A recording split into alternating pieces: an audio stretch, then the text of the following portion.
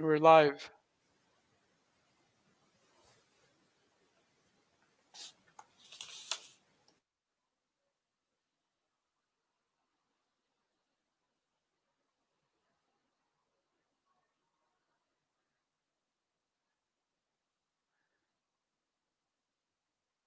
And we're live.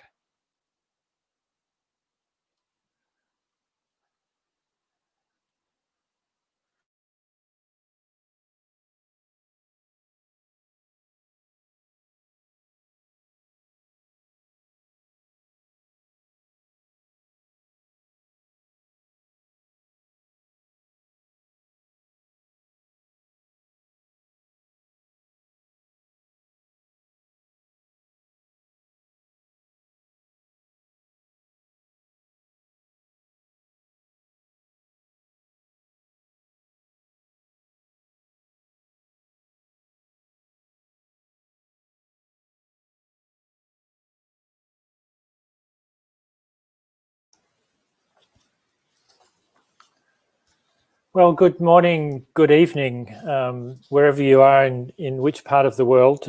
Many thanks for joining this webinar. Welcome on this very auspicious occasion. I'm Tilman Ruff. I'm a physician based in Melbourne, Australia, and a co-president of International Physicians for the Prevention of Nuclear War. As has happily become the custom in this country, I'm pleased to acknowledge that I speak to you from the land of the Wurundjeri people and acknowledge their elders past, present and emerging whose custodianship of this country we continue to benefit from. The purpose of this webinar is really explained, I think, quite succinctly in the title. We're here to celebrate and mark the entry into force of a historic treaty, a real win for planetary health that makes the worst of all weapons of mass destruction finally not only immoral but illegal.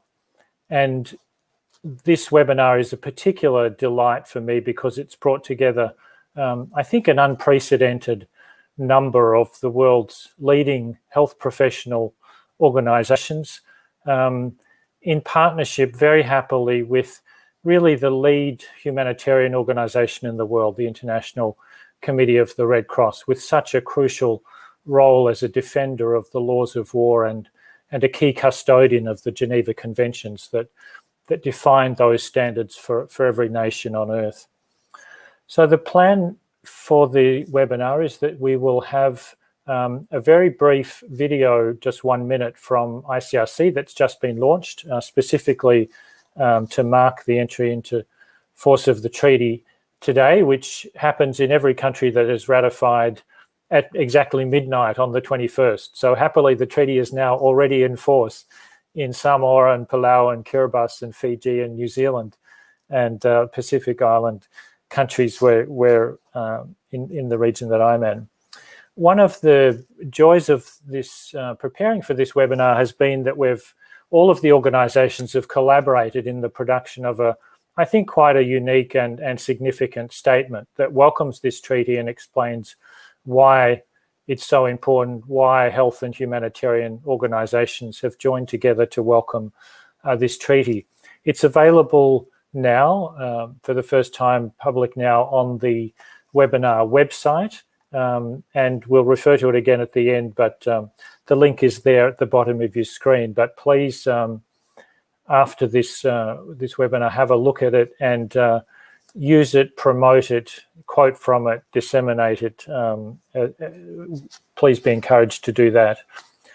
So with that, I'll introduce, we'll start the video, and then we'll move to the speakers, and then hopefully have good time for your questions, which I invite you to put into the comments section that we'll then put together for the speakers.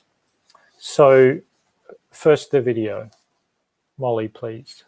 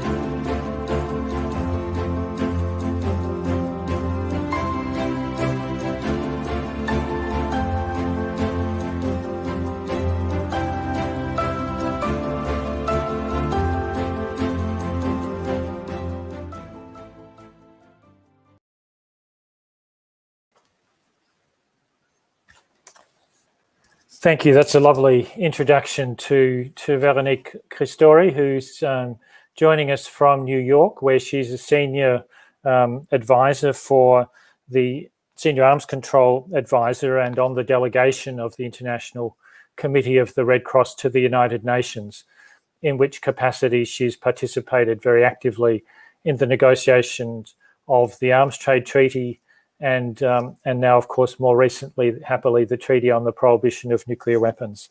Veronique, thank you very much for joining us. The floor is yours. Thank you. Thank you very much. Dear all, the International Committee of the Red Cross is honored to join this important event. Tomorrow, January 22nd, marks a historic victory for humanity. The entry into force of the Treaty on the Prohibition of Nuclear Weapons sends a powerful message. The use of nuclear weapons is unacceptable. They are unacceptable as a means of warfare or as a tool of statecraft. They are unacceptable from a moral and humanitarian perspective. They are illegal under international humanitarian law. Since 1945, the International Red Cross and Red Crescent movement has been calling for the prohibition of and elimination of nuclear weapons. Doctors, nurses, and delegates of the ICRC and the Japanese Red Cross witnessed firsthand the unspeakable suffering caused by the atomic bombs in Hiroshima and Nagasaki. In Hiroshima, 80% of doctors and 90% of nurses were killed. Those that remained tried to bring relief to the dying and injured. They work in destroyed hospitals and with no medicine.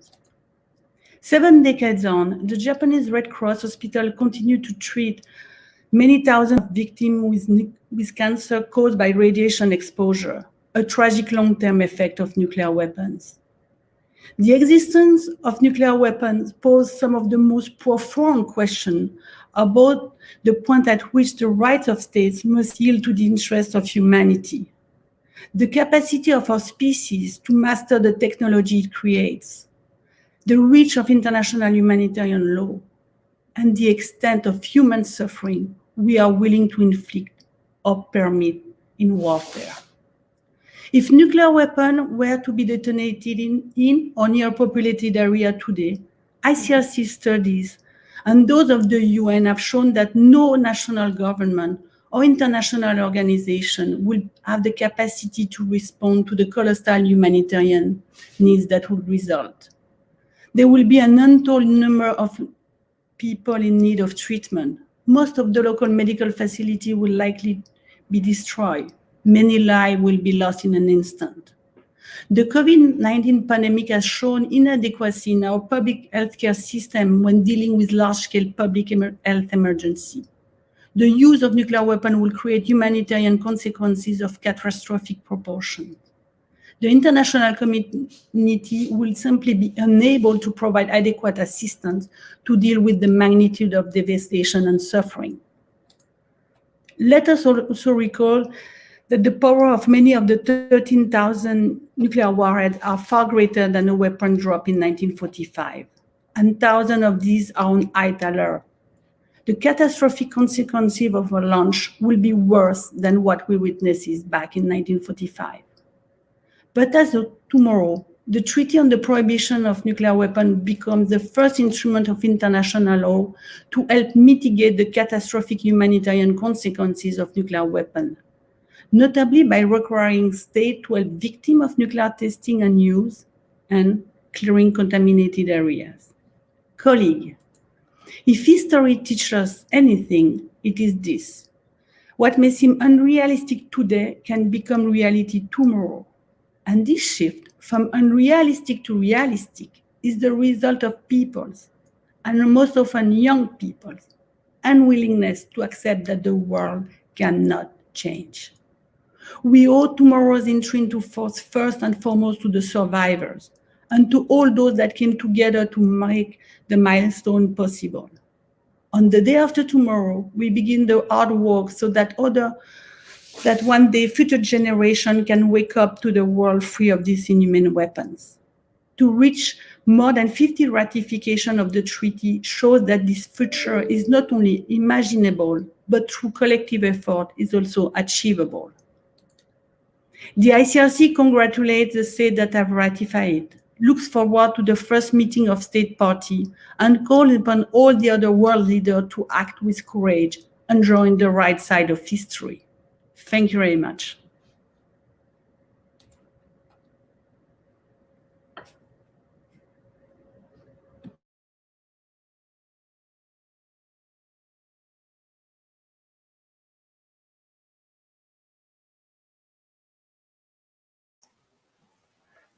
Thank you very much, Veronique, for that wonderful introduction and really explaining to us where this comes from and why this treaty really should be the beginning of the end of nuclear weapons. We'll have questions after each of the speakers has spoken. So I'd now like to introduce Professor Bettina Borish, Executive Director of the World Federation of Public Health Associations, which position she's held for more than a decade now. She's works at the University of Geneva as a professor of global health. Her background is as a physician and histopathologist.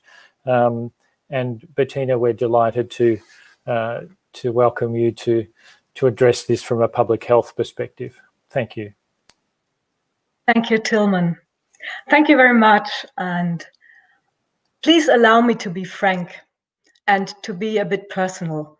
I am from the public health community, as you know, as you heard, and public health people want to promote health and protect people from becoming ill or injured. And we do everything we can to have populations in good health. And frankly, weapons have nothing to do with good health. And particularly, nuclear weapons have nothing to do with with health. I would like to share with you some thoughts. That's why I said a question mark behind nuclear weapons and health. Together with our clinical colleagues, we know that nuclear weapons are just the opposite of health, and no one is better to explain the effects on your health as medical doctors, health professionals, nurses. And they also say, as the ICRC said already, that it's not only the individual, but also the whole healthcare system will be destroyed. As in 45, no more hospitals, no more doctors, no more nurses there. So we do know that nuclear weapons have a very, very strong impact on health, on individual health. And this is important for our understanding of the impact of these weapons. The short term, the long term, the risk for cancer, the effects on particularly women's health. All this is very important for our understanding. But sometimes less attention has been directed to the impact on public health. And now we underline also the impact on health systems, on the ecology, on the climate, on world and humanity in general. Now, I do live in Switzerland, and there is what I see in some places, in some minds, the vision that this global threat, we can protect individuals. We have in Switzerland, until very recently, had the rule that if you build a house, you have to build it in a fallout shelter. So thinking you could yourself be protected from a global risk, but there is no individual protection against a global threat. And I think the running pandemic shows it again very clearly. Now, WHO in '83 was very clear, and I cite them. They said that health services in the world could not alleviate the situation in a significant way. And that's why, and therefore, we have to do what we do in public health, primary prevention, go to the root cause, that is prevention of nuclear war. We are no longer in '83. About 40 years later, we are in the era of the SDGs. The UN has accepted in 2015 17 goals that we all member states want to pursue. We know that all these 17 goals are interconnected. We from the broader health community like to focus on goal 3, good health and well-being of all over the world through all ages. But we clearly know, and in the case of nuclear war, that it is very clearly linked to the goal number 16 on peace. And peace is only possible with justice. And justice needs strong institutions, as developments in recent weeks and months all over the world have clearly shown us. Now, the struggle for peace is not so new, and ICR knows they are struggling since quite a long time. And it needs our long work. I would like to point to Berta von Suttner. She was the first person to receive the Nobel Prize for Peace, and perhaps remind her book, Lay Down Your Arms, published in 1889, still very important, and translated into over 30 languages. When we want to pursue something, we need advocacy and leadership. Advocacy and leadership for peace and justice, let me have my third point and point to the role of women. We know that effective participation of women in social, political, and economic life has a positive effect on peace processes. And countries with a high participation of women in social and global political life are more peaceful than others. A recent global study has shown that reaching agreements in peace negotiations is significantly correlated with the influence women were able to exert. This means that the likelihood of starting, restarting, or reaching a peace agreement increases when women are able to take an active role, when women are on the table. Now, tomorrow will be the Treaty on the Prohibition of Nuclear Weapons, or in some parts of the world, as we heard already, in force. We all around here know that the treaty will not see the overnight abolition of nuclear weapons. That will not happen.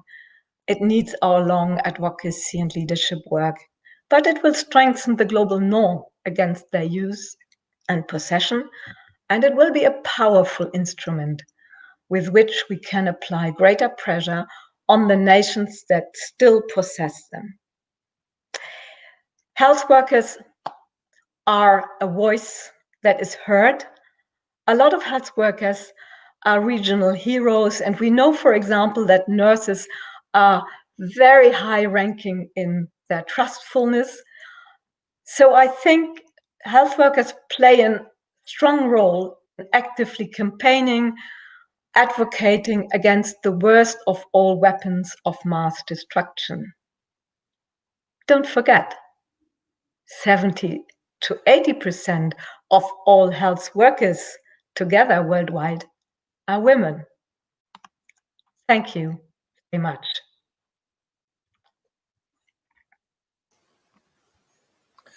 Thanks very much, Bettina, for your insights into this treaty as a public health good, a planetary health good in a wider context, and reminds me to reflect on the fact that there's very consistently the nations that have been led by women have been disproportionately more effective in responding to the COVID pandemic as well.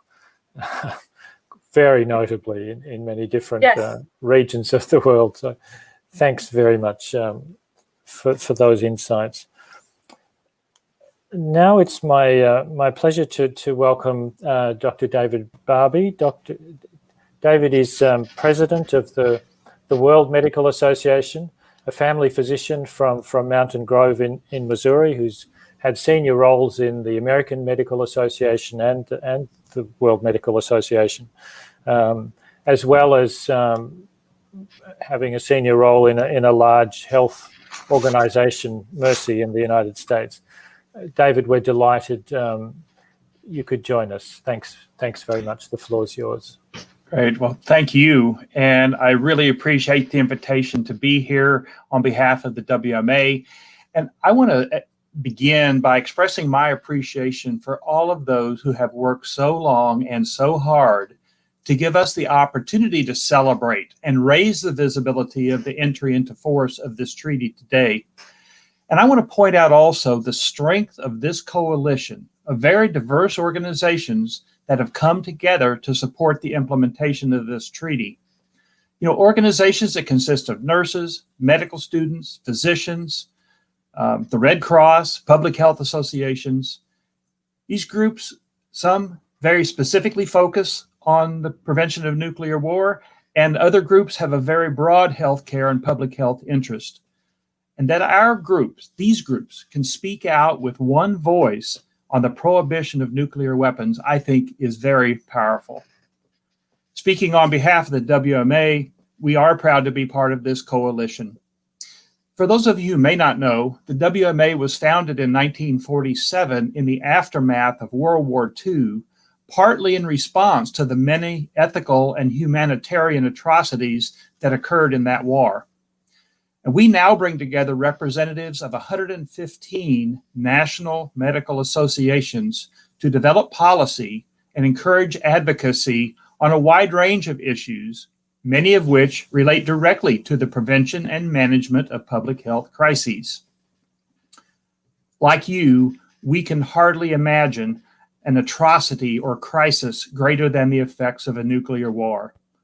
So it should be no surprise that the WMA and our members have policy that goes back over 20 years condemning the development, testing, deployment, threat, and use of nuclear weapons, or that we amend and update these policies fairly frequently. Our policies recognize, and I want to quote, that even a limited nuclear war would bring about immense human suffering and substantial death toll, together with catastrophic effects on the Earth's ecosystem. Our WMA call to action requests that our member associations educate the general public and governments to prohibit and eliminate nuclear weapons. And it calls out the Treaty on the Prohibition of Nuclear Weapons by name and encourages our members to advocate with their governments to implement this treaty. As has been alluded to before, some say it's naive to advance this treaty. They say it will never be adopted by nuclear nations. And to this, we say, this is a start. This is a statement, a stake in the ground, if you will, and a step toward a world without nuclear weapons. And it is never naive to advance evidence-based science. At the American Medical Association, we have a saying, let the science lead us. That couldn't be more true in this situation. As so clearly described in our collective statement, the science tells us that the use of nuclear weapons would cause, quote, unspeakable suffering and radioactive devastation, unquote. And it points out that these would be insurmountable challenges for which adequate response capabilities do not exist, as has been already mentioned. As a physician, I know that the best treatment is always prevention. And that is especially important when there is no adequate treatment once the disease or the condition develops. I think we all recognize there is no treatment for the effects of a nuclear war. So as our collective statement says, we must prevent what we cannot cure. Each group in our coalition has advocated for the abolishment of nuclear weapons. Today, let us use the entry into force of this treaty to refresh and renew our collective advocacy and to raise our collective voice to draw attention to this global threat and support a clear path that could lead us to the goal of a world without nuclear weapons. I want to close by expressing my appreciation for the efforts that have been made to bring together this coalition of organizations that share the common goal of supporting this treaty and continuing to work on advocating its implementation by governments worldwide. I look forward to our discussions today and beyond, and I want to thank you again for your involvement. Thank you.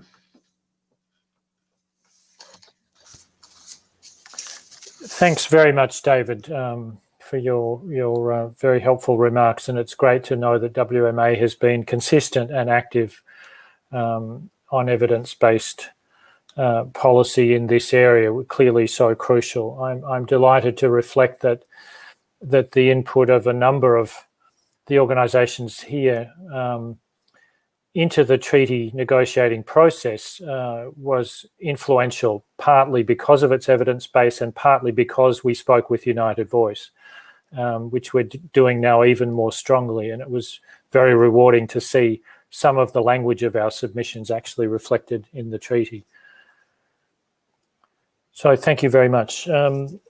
Now it's my pleasure to introduce Mahmoud Al-Hamadi, medical student from Egypt, who serves as the liaison officer for human rights and health issues for the International Federation of Medical Students Associations, the largest and really the premier global federation that brings together medical students around the world. Great to have you join us from Egypt, I think, Mahmoud, and the floor is yours. Thanks very much.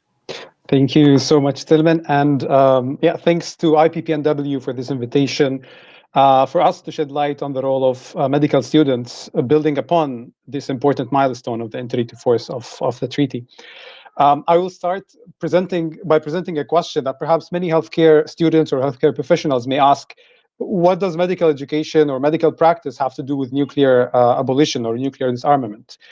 The linkage might seem absurd at the beginning, but to answer this question, we need to go back to the very core responsibilities of health professionals and medical students. We are service providers, so we are responsible for delivering interventions, health interventions, while also being involved in planning these interventions and implementing policies, all to address health needs and priorities of the communities. So we are socially accountable to the communities we serve. Also, and most importantly, and a lot of people forget, that we are also members of the community. We also have the responsibility to act for the benefit of the society at large, including for the sake of communities' health, and hence we also have a social accountability, or social responsibility or social duty towards the communities we live in. In light or in respect of these responsibilities comes the crucial role of medical education. Health students and professionals in general need to be educated. They need to learn about the determinants of individual and community health, of which peace in both its aspects, whether negative or positive, is a crucial determinant, which is usually neglected or underestimated. The knowledge we acquire should help us to develop an understanding how threats to peace undermine individual and public health. Because health in the absence of peace is compromised, and a peace without health is fragile. And from that point, it's very important for us to understand this perspective that nuclear weapons, nuclear arms are a threat to peace. In addition, this also leads us to another point that is very important to highlight. The threat and health impacts of nuclear weapons extend beyond only wars or nuclear wars. It starts from the very beginning of the process of arms production and the liabilities that come with this process, from testing, usage, mistakes, to leakage of radioactive substances. All these liabilities compromise health and necessitate that health workers are aware and are capacitated so that they deal with these health consequences and the potential adverse effects of these collateral damages, let's say. But also, as Dr. Bettina mentioned, that healthcare is not only about treating an issue or treating a disease, but it's also about preventing the negative health outcomes and promoting health. So workers in the health field have a special duty or responsibility, and they are accountable to advocate towards the abolition of these weapons before they cause a mass disaster. Now, some might argue or assume that there is a low probability of using nuclear weapons in any war whatsoever. However, even if this assumption is true, even if this probability is true, the potential cumulative risk of using nuclear weapons are severe and extensive. That to the degree that requires us to prevent these, to prevent even perhaps the production of nuclear weapons, to prevent such a low probability in order to avoid any grave consequences that might come from the abuse or even any mistakes in the process overall. In addition to that, an aspect that is often also forgotten is the possible psychological and mental health effects of any potential usage of nuclear weapons. Even the slightest risk, especially on youth. And perhaps I would speak on this from an personal experience, having 4 years ago, around 5 years ago, we were subject to an explosion in Baghdad in Iraq, where I originally come from. And the explosion was so massive that the usage of weapons of mass destruction, not even nuclear weapons, weapons of mass destruction, chemical weapons, was suspected. This made us live in fear for days, in fear of the consequences that happened to us, especially that we live next to that explosion. Fear of how life will go back to normal after this massive explosion, whether massive weapons of mass destruction were used. How can we deal with the consequences surrounding that area? And from this fear, from this stress, the psychology, the general psychology, the general mental health of the population was severely affected, especially youth, as they were the most damaged in this explosion because of the places they work in or go to, so on and so forth. These are just some of the reasons, among many others, why medical students have a crucial role and a duty to play towards a world free of nuclear weapon. It's not only if we don't see the problem itself, it doesn't mean that there is no problem. The problem exists, and we need to prevent this problem from happening. And perhaps with that, I would conclude and go back to Tilman.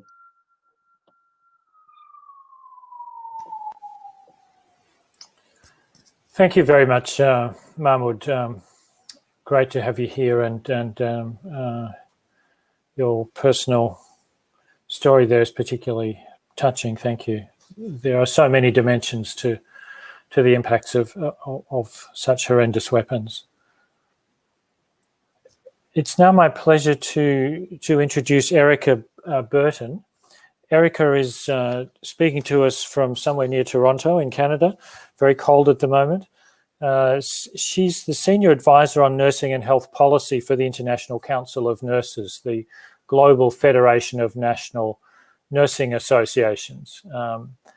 As one of the previous speakers mentioned, one of the most trusted groups of professionals in terms of public regard around the world in just about every country, I think. Delighted you could join us, Erica, between other busy commitments. Erica has to leave us slightly early, so if you have questions for her, please make sure that you submit them early. Thanks very much, Erica. Thank you so much, Tillman. Hi, everyone who's on the webinar today. As Tillman mentioned, the International Council of Nurses, or ICN, is the global voice of nursing. So we're a federation of 130 national nursing associations, which is about 20 million or more nurses around the world. So on behalf of the CEO and the board and the president of ICN, I'm very pleased to be here today to celebrate this momentous occasion and the entry into international law of the treaty. I want to congratulate all of those who have dedicated themselves over decades to this work. What a great and important day for you. We are also very honored to be part of such a strong collaboration of healthcare professionals from around the world, and I think that really collaboration is a key word, not only in the COVID-19 pandemic, but in big agendas like this one. The ICN Code of Ethics for Nurses affirms, and it has since its inception, that inherent to nursing is the respect for life and dignity of people. And so nurses really have a responsibility to work towards eliminating all threats to life and health, whatever the source may be. And so the use of nuclear weapons undermines health, and it threatens the survival of all people. So it really is the duty of nurses and health professionals to use both our knowledge and our influence to take steps to eliminate the threat posed by these weapons. Weapons of which are the most damaging of their kind.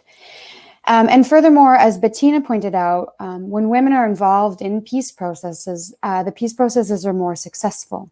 So we know that 90% of the health of the nursing workforce and the health workforce are women. And with this in mind, nurses and healthcare workers could have an extremely powerful, and do have an extremely powerful effect on peace agendas. So another incentive for us to really be intricately involved in this work. ICN considers peace and security to be fundamental to health and development. Our position for at least the last 22 years, and certainly longer, our organization has been around since 1899. So I can guarantee you that the number is longer than 22 years. Our position has been that a complete elimination of nuclear, biological, and chemical weapons is necessary. ICN and its members, which are our national nursing associations, have lobbied governments as well as worked to educate nurses and the public about the health and humanitarian risks of nuclear weapons over the past several decades.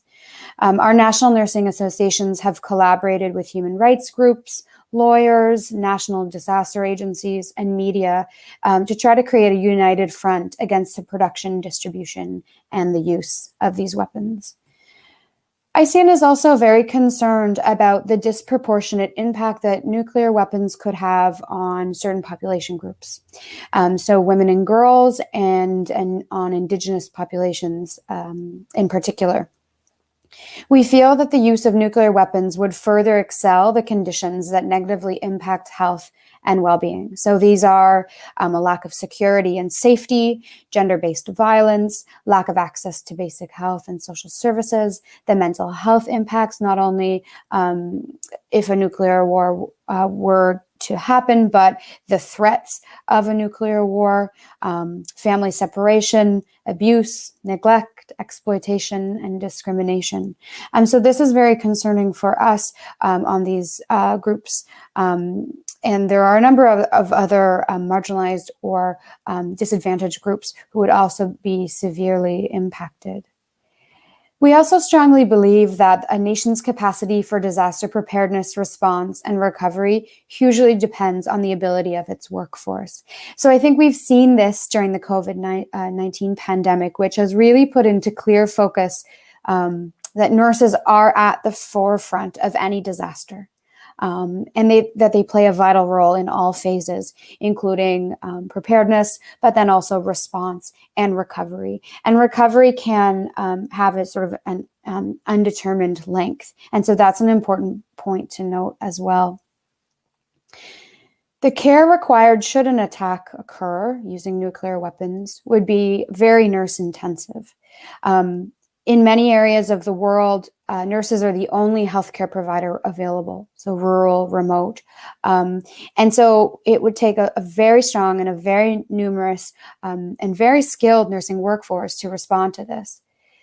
We know that the world will already need to replace around 10 million nurses by 2030. And now we're seeing with the COVID-19 effect, including absenteeism from illness, deaths. Unfortunately, we know that over 2,262 nurses at least have died from COVID-19.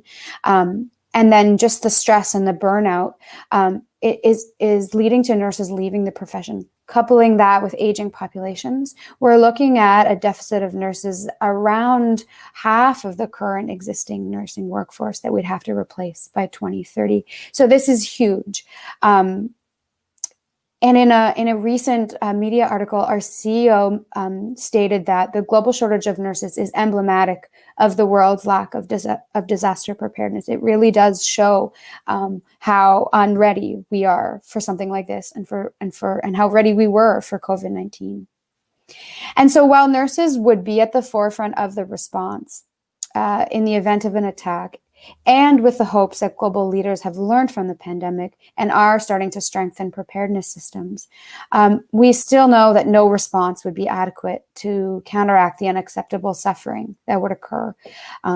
So the death, the injury, the devastation resulting from nuclear weapons would just far exceed our response capacity of all healthcare systems, no matter how strong our nursing workforces are and no matter how prepared we are. So this brings me to conclude 4 things. There is an urgent need for governments to invest in nursing jobs, education, and leadership to respond to this dire shortage of nurses worldwide. We need nurses to be able to respond to these public health emergencies and these crises. And the current projected shortages would give us nowhere near enough nurses to respond if nuclear weapons were unleashed. Secondly, the world must be better prepared, and we must be involved in this preparedness. We need governments and policymakers and decision makers to listen to health professionals, to listen to what we have to say and to our expertise. It's time now. I think that the pandemic has exposed these fault lines in our health system, and the expertise needs to be turned to the experts. And so that means having nurses and other health professionals involved in high-level decision-making. The COVID-19 pandemic has also showed us that health affects all corners of society. And so our voices also have to be included in policymaking in other sectors, like in peace processes. And we really do have the evidence base and expertise to counteract some of these arguments, like those that are involved in nuclear weapon eradication. And I think that today, this webinar and our joint statement and what we did in 2017 with the white paper is a really clear indication of the impact that this can have. And then my third point is that while the first 2 points that I made are necessary, our very first priority is to prevent the potentiality of this mass devastation, and that is through complete eradication. As we've said in our statement, we have to prevent what we cannot cure. Nurses are champions in primary prevention, so I think, and doctors and other health professionals. So I think we can use our understanding of this concept of primary prevention as it relates to health and our bread and butter, and then we can apply this to the fight against nuclear weapons. And then finally, there is a very strong motivation for nurses and health professionals to be engaged in climate health climate and health action. So we know that climate change could make a nuclear war more likely, and so leadership from nurses and other health professionals to take immediate action to build climate resilient health systems is absolutely necessary.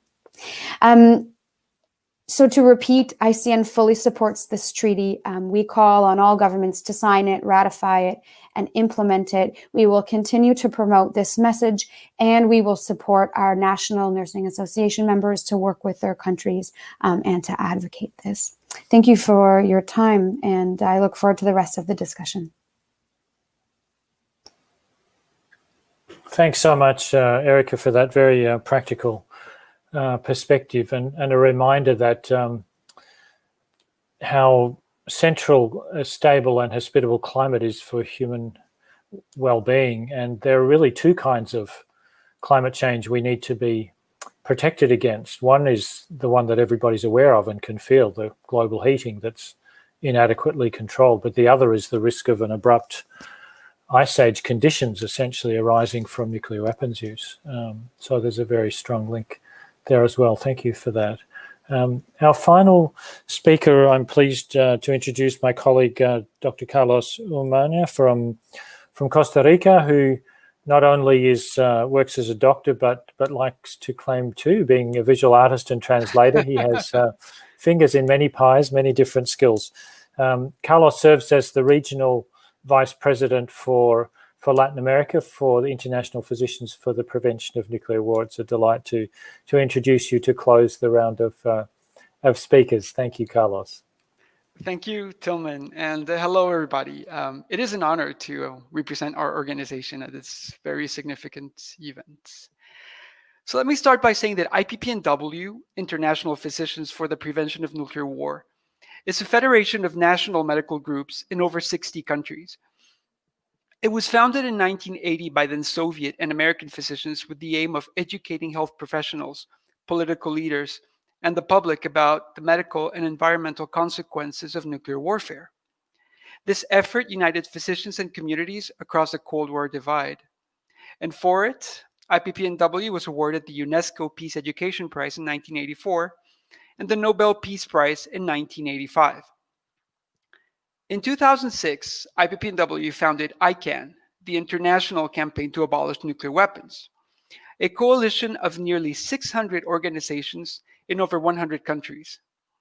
ICAN was awarded the Nobel Peace Prize in 2017 in recognition of our work, and I quote, to draw attention to the catastrophic humanitarian consequences of any use of nuclear weapons, and to our groundbreaking efforts to achieve a treaty-based prohibition of said weapons.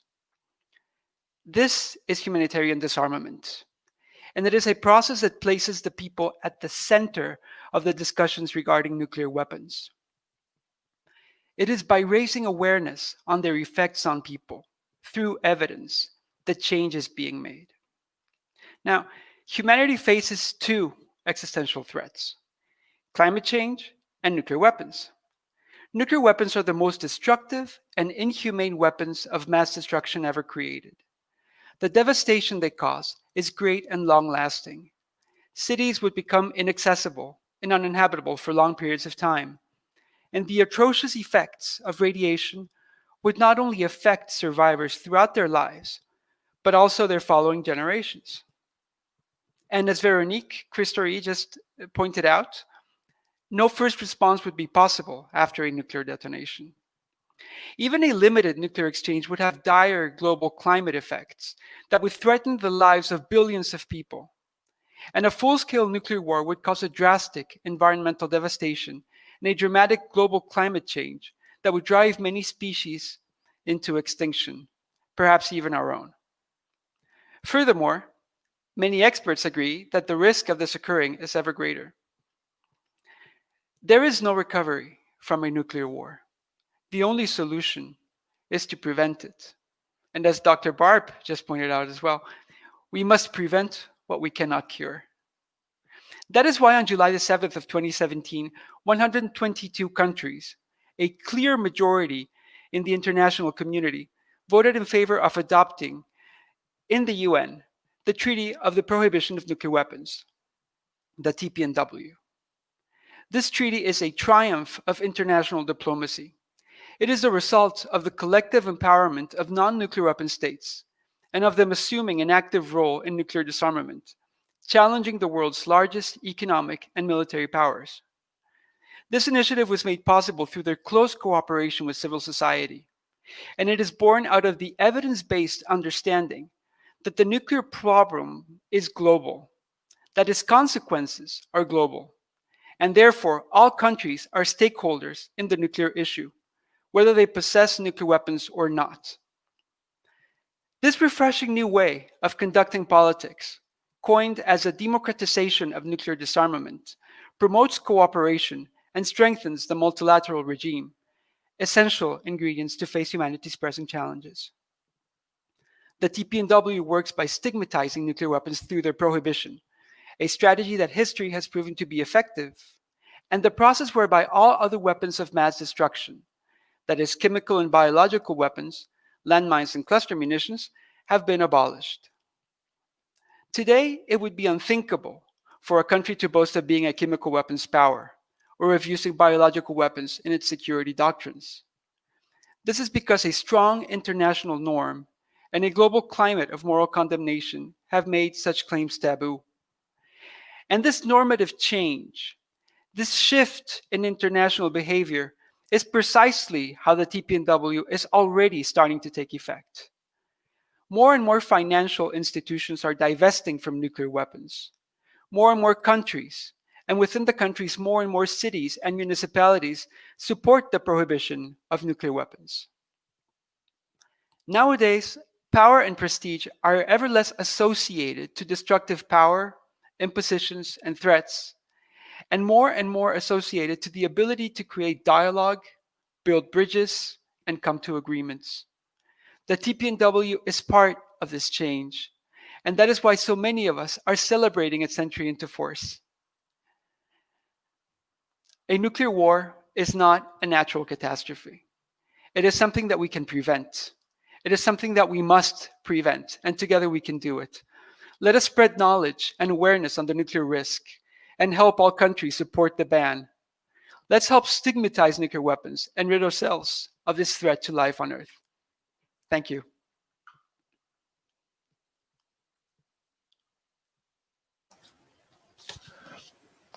Thanks very much, Carlos, for that very clear perspective, which I think wraps up the contributions very nicely. And I'd like to thank all of the presenters for the eloquence and insightfulness of their presentations, and practically for sticking to time so well.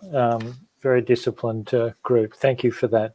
So now it's your turn. The participants and audience will have about 15 minutes for questions and discussion. We'll essentially take them in the order in which they've been submitted.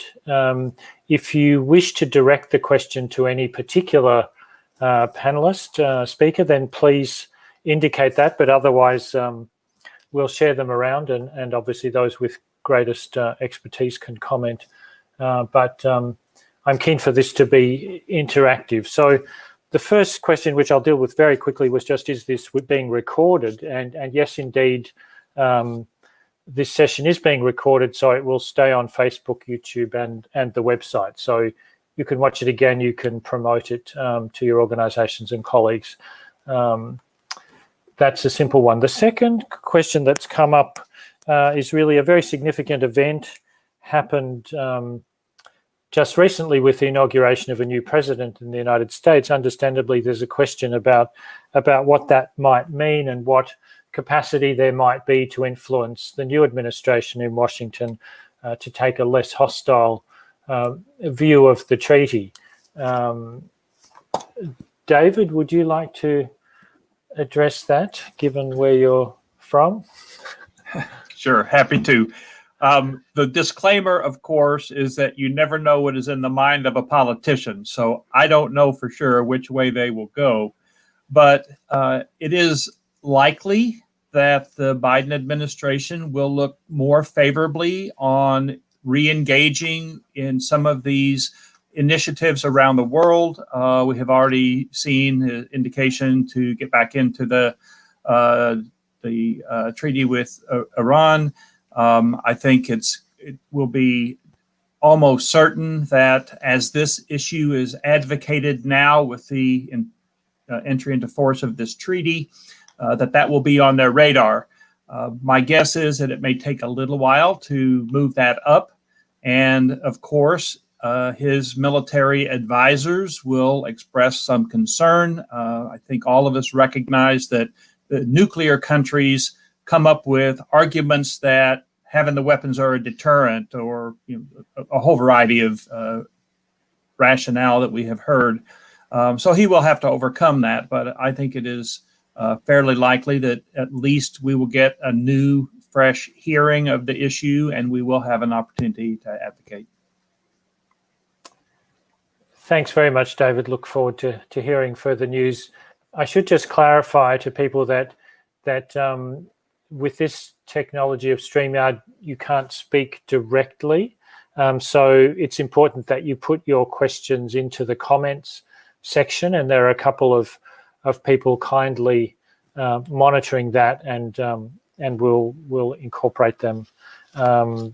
And I'll try and amalgamate questions sensibly, so please forgive me if it's not exactly as you asked it.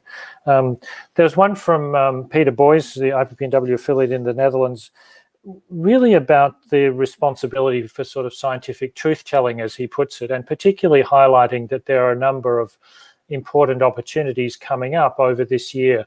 The World Health Assembly, the 5-yearly review conference of the Non-Proliferation Treaty parties, and very excitingly, I think, is in this context, the very first meeting of states parties to the treaty, which needs to be held within 1 year of this date. So it will either be late 21 or very early 22, we don't know yet. I wonder if any of the speakers might like to comment on potentially both those aspects of the role of scientific truth-telling in an advocacy and political context. We're often criticized as health professionals for getting involved in things that are perceived as being too political, or not exactly within our area of expertise, and particularly perhaps in relation to some upcoming significant events, whether that you see any particular contribution that health professionals can or should make over the next year. I'll open that to anyone who would like to comment. Carlos? Well, as one diplomat once said, everything is political. And as healthcare professionals, our moral imperative is, I'm going to quote David again, to prevent what we cannot cure. And if we're talking about the interest of public health and the interest of the health of humanity, our moral imperative is to get involved, is to be heard, and to be heard across with our expertise, promoting an evidence-based policy making. We have seen with this pandemic, it's been very, very clear that the governments that have followed an evidence-based approach have done much better than those who have not. And that is something that as healthcare professionals, we must advocate for, especially when it comes to this particular issue and the risks that nuclear weapons involve. Thanks. And yes, Erica, I'm glad you've put your hand up because you have to leave us very soon. So please feel free to address that or anything else you'd like to say before you have to depart us.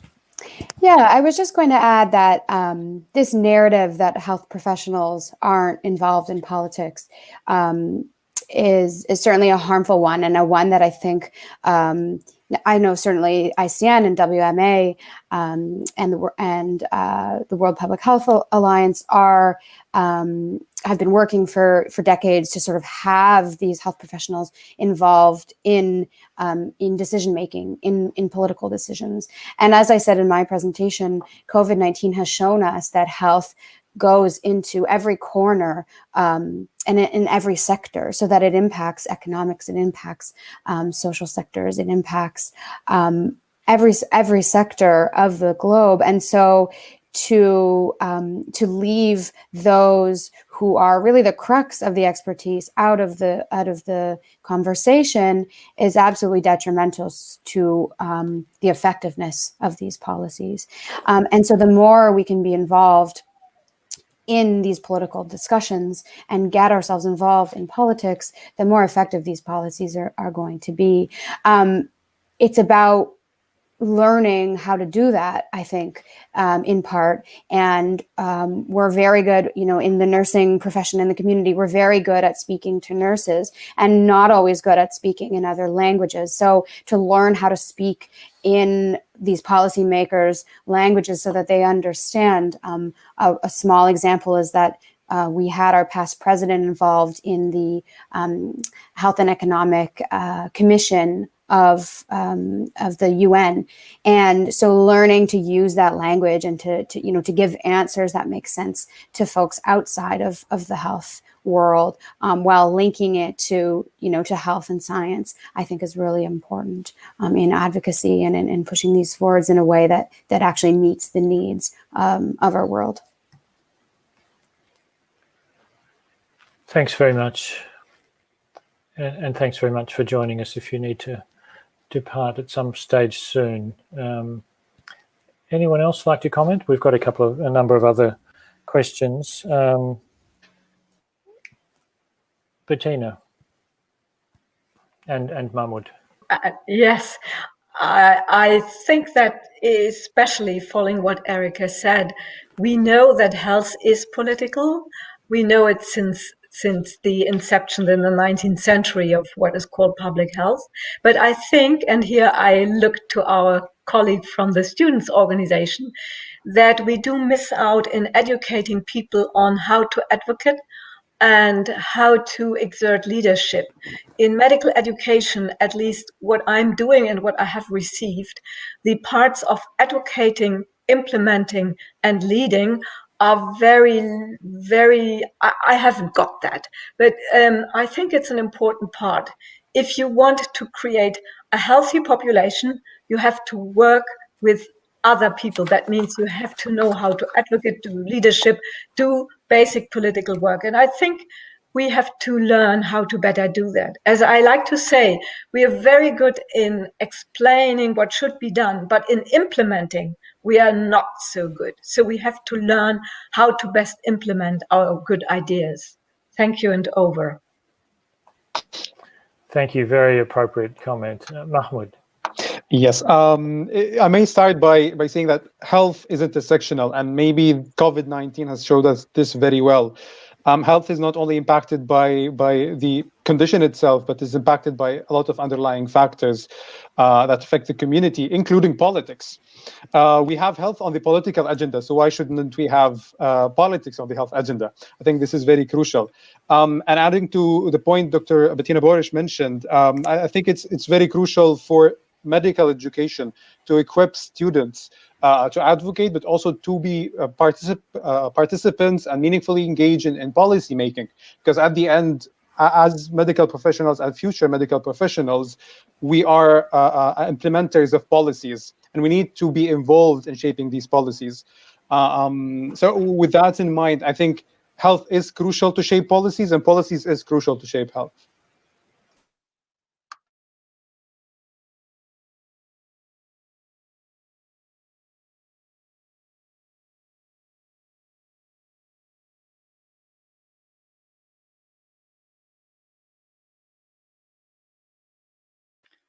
Hey, Tillman, you're muted. Hey. I'm sorry, I clicked the wrong button. I hope you can hear me now. a couple of questions about nuclear armed states, and thanks, Carlos, for telling me. It is 2 a.m. here in Melbourne.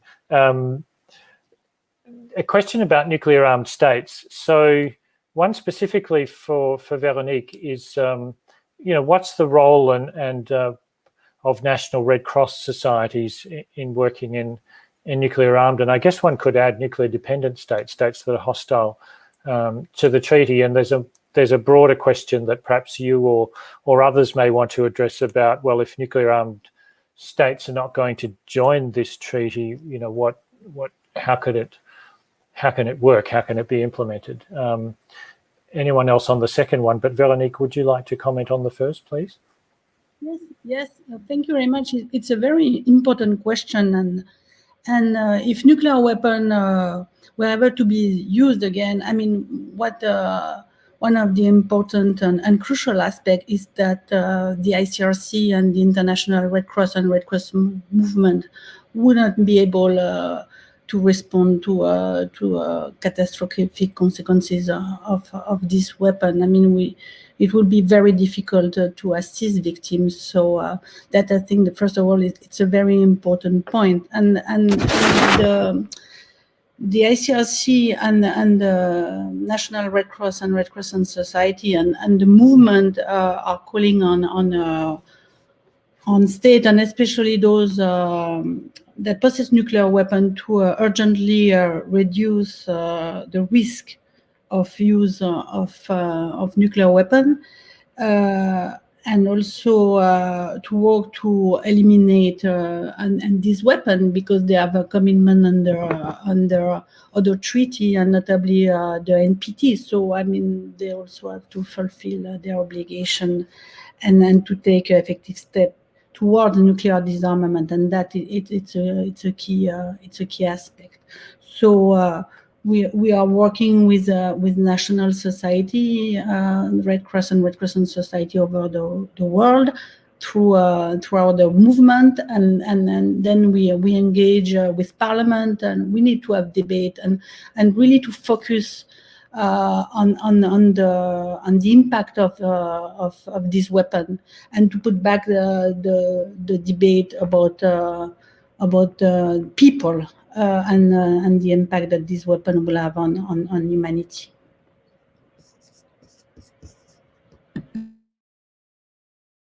Thanks very much, Vero. Does Carlos, I believe you wanted to add a comment, and we'll have to speed things up a little at this point, please.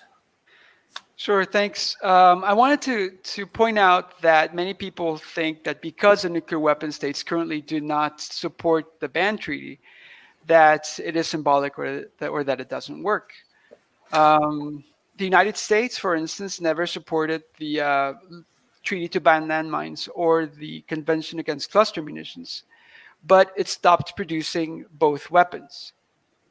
And why did it do that? It's because of those treaties, a climate of moral condemnation had made the United States lose its investors, its buyers, and it had become politically unfavorable to produce those weapons.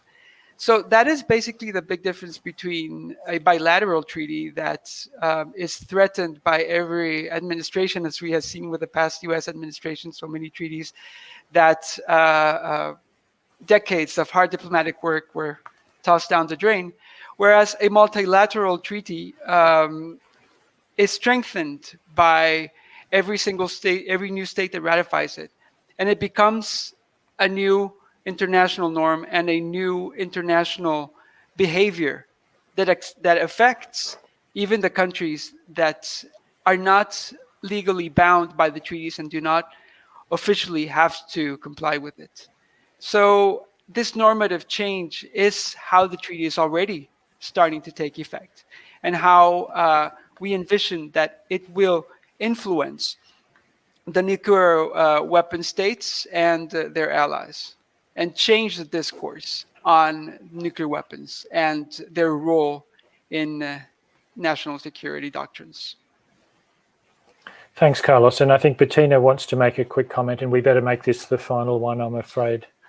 Yeah, quick comment. As I said, And it leads up to what Carlos has said. We know how this works. This is a domino effect. We also ask for divestment. It will be like the Framework Convention on Tobacco. A lot of countries have signed. Now it becomes more and more impossible in a lot of countries to have smoking, to go. It goes slowly, but you have to create the critical mass. And as Carlos explained, this usually happens in a very long way. But once the things are implemented, nobody still remembers. Think of the safety belt in cars. It was a long struggle. Now nobody ever questions. And I hope we will have the same situation with nuclear weapons in the future. Thank you. Over. Thanks very much. And I'm afraid we'll have to wrap up there because the panelists need to be available for a press Q&A in a very few minutes. So thanks very much for those insightful responses. Just in wrapping up, I want to just note that we're sandwiched between two really significant days. One is the change of administration in the United States, and on the 24th of January, in 2 days' time, it's actually the 75th anniversary of the United Nations General Assembly Resolution 1.1 in 1946, when this coming together of the world in the aftermath of the Second World War first called for the abolition of nuclear weapons. That's been unfinished business and still is since that time. We've heard, I think, some wonderfully erudite presentations as to why health evidence and expertise and evidence-based advocacy really matters, the ethical responsibilities to speak to evidence and its implications, the important role of civil society, of coalitions, of speaking with united voice. And I hope this has been a good occasion to celebrate and mark this historic achievement and this wonderful partnership. Please use the statement that's available now. The webinar will be recorded, so please refer to that. In closing, I'd like to very sincerely and warmly thank all of the speakers and presenters, the people who've been organising this in the back room, Molly, Chuck, Michael, Maria, Clarisse, Magda. Thank you very, very much, and particularly to you, the participants, for joining us for this wonderful event. Thank you very much, and good night or good morning, wherever you are. Thank you. Bye.